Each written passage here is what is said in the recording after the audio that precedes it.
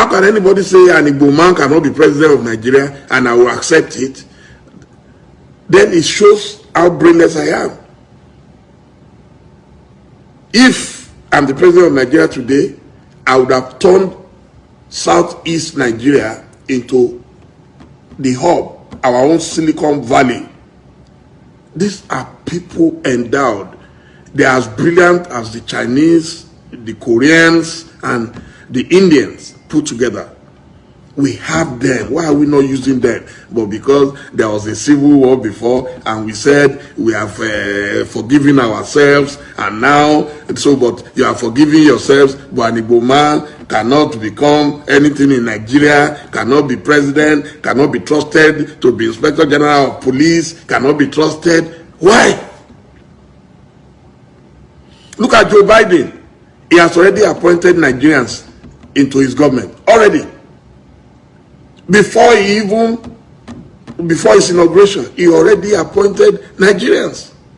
He didn't say, because they say Nigerians, so they are very corrupt people, all those stupid, sentiments that people express against us.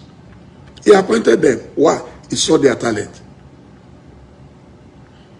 He appointed the first black man. Now, Pentagon has a new Secretary of Defense. He's a black man. In Nigeria, you say an Igbo man cannot be Inspector General of Police, an Igbo man cannot be Chief of Army Staff, an Igbo man. Why? So if you don't want them, if you don't trust them, and they say they want to go, then so why are you then stopping them? Why are you stopping them? You don't want me, and you are saying, even slaves got freedom. These are people contributing to world economy, not just, listen, not Nigerian economy. The Igbos are contributing to world economy. There is no country I have been, I will not find an Igbo man either at the peak of academia, at the peak of business, at the peak of professions. They are everywhere. Medical doctors, surgeons, lawyers, bankers, they are everywhere. And then we come back to Nigeria, you are discriminating against them. And you are saying they will not agitate for their own nation.